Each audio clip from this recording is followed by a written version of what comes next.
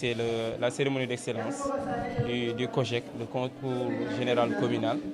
suite à un concours que nous avions organisé les 25 et 26 juin passés. Nous avons décidé de primer les meilleurs élèves de Yeumbeul qui se sont bien distingués à travers ce concours-là. C'était une grande satisfaction pour nous d'organiser ce concours-là. Et nous avions 13 matières, 6 au niveau de la 3e, 4 au niveau de la terminale L et 3 au niveau de la terminale S. Et ça a été une très belle réussite pour nous parce que ça a permis aux élèves quand même de mieux se préparer par rapport aux épreuves du bac et du BFM qui les attendent. Et heureusement aussi, ça a suivi, ce résultat-là, ça a suivi au niveau du bac parce que nous avons eu des mentions bien, des mentions très bien et aussi des premiers du centre au niveau du BFM. Pour nous, c'est une grande satisfaction. Oui, parce que le collectif a pour vocation pédagogique. Son rôle, c'est d'aider et encadrer les élèves et les étudiants de Yeumbeul. Donc, dans ce sens-là, nous sommes très satisfaits d'avoir contribué à promouvoir l'excellence ici au niveau de Yeumbeul. Ça c'est une longue doléance quand même que nous éprouvons parce que pour nous, ici à Yeumbeul, il nous faut au moins deux lycées. Parce qu'il n'y a que le lycée El Hadj Ibrahima Diop qui fait écho quand même. Sinon, nos élèves vont devoir sortir au niveau de Keur Massar ou aller à Limamoulaye ou Pikine. Pour nous, Yeumbeul mérite un autre lycée quand même. Et ça va encourager surtout les élèves parce qu'ils font des kilomètres à rallier à leur établissement. Voilà, c'est une doléance que nous souhaitons quand même que cela soit pris en compte. Et le thème qui a été retenu, c'est les STEM et le développement. Vu que nous sommes dans un contexte de perspective d'exploitation des ressources pétrolières et gazières, pour nous, c'est une évidence de mettre en exerce les élèves, de leur mettre à l'évidence que les sciences sont l'avenir de ce pays-là. Parce que pour l'exploitation du pétrole et du gaz et tous les métiers qui s'y suivent, pour nous, apprendre les sciences devient une chose cruciale. Et malheureusement, au niveau du baccalauréat, nous constatons une large domination des élèves qui sont en série L. Et pour nous,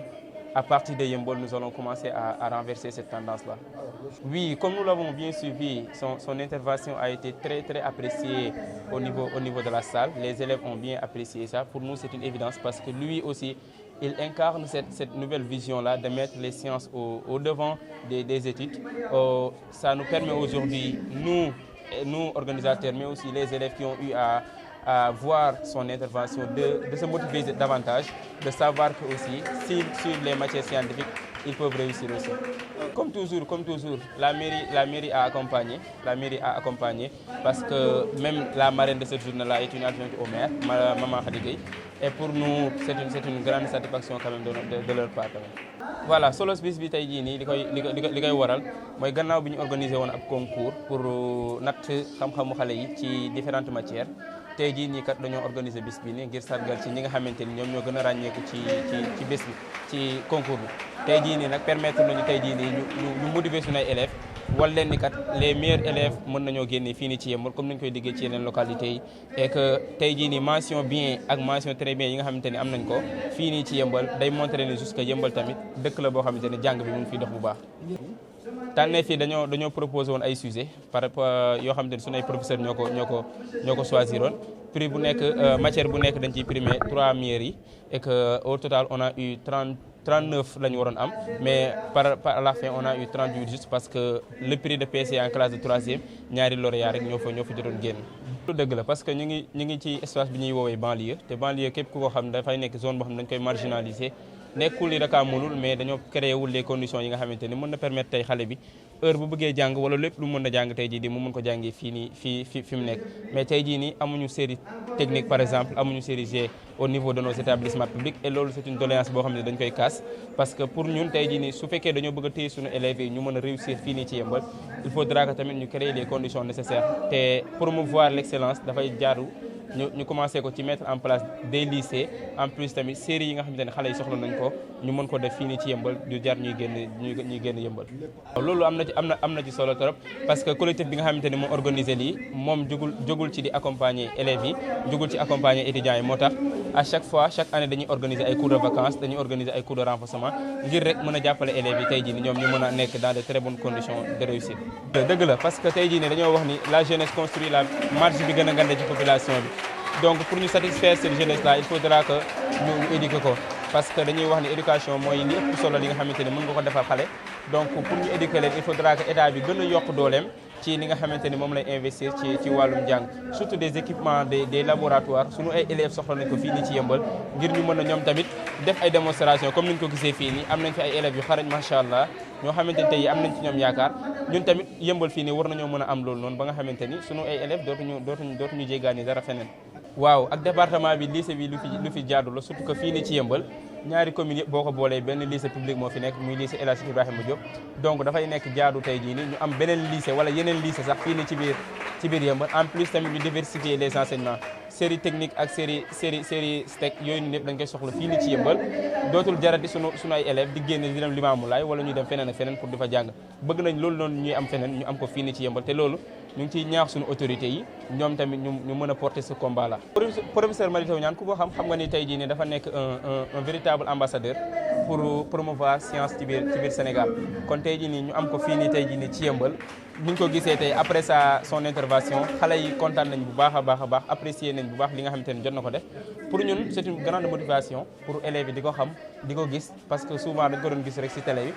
et aujourd'hui à travers son intervention permettre na tey jii nii waa Yeumbeul surtout xale yi nga xamante ne ñoo fi nekk ñu mën a am confiance seen bopp. ndax commune bi chaque fois mu ngi accompagner les activités pédagogiques yi nga xamante ne série mu ngi koy def et aussi à travers ce concours là on a eu à rencontrer monsieur le maire Babacar Ndaw pour une première fois avant le concours et que aussi beneen maire bi on a aussi essayé de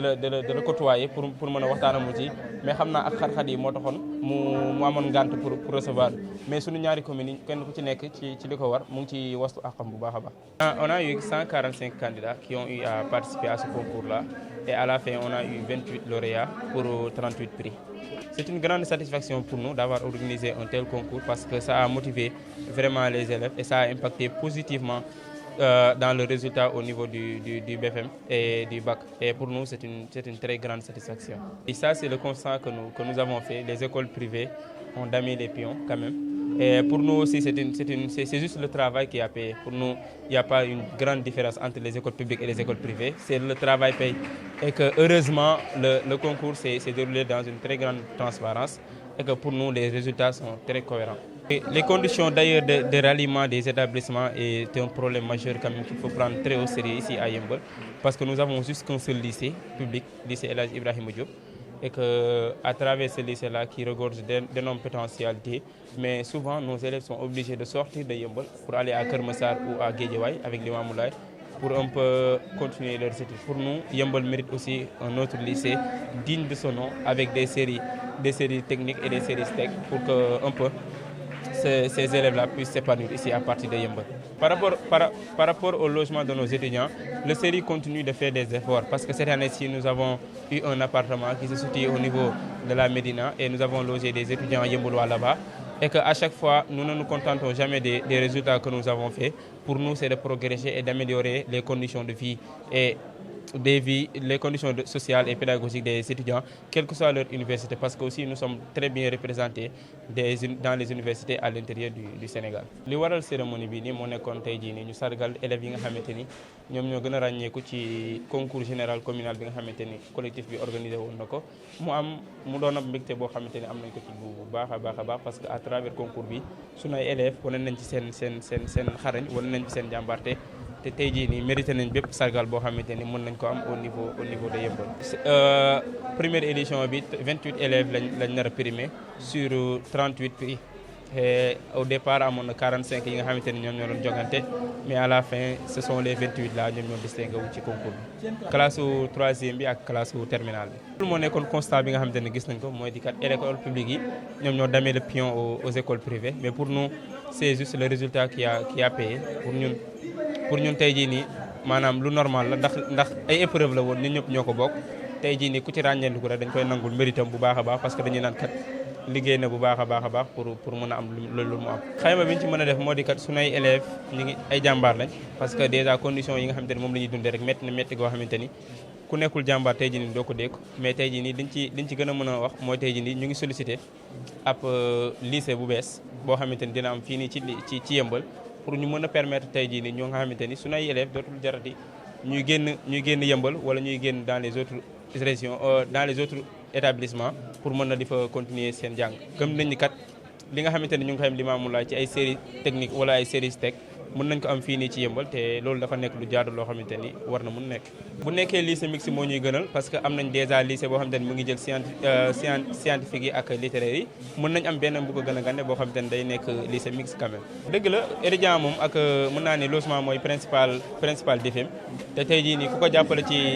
logement rek mën naa ne jàppale nga ko ci lu bëri tey jii nii mais quand même le collectif moom bàyyiwul ndax jàpp na ci bu baax a baax tey jii nii taxawal na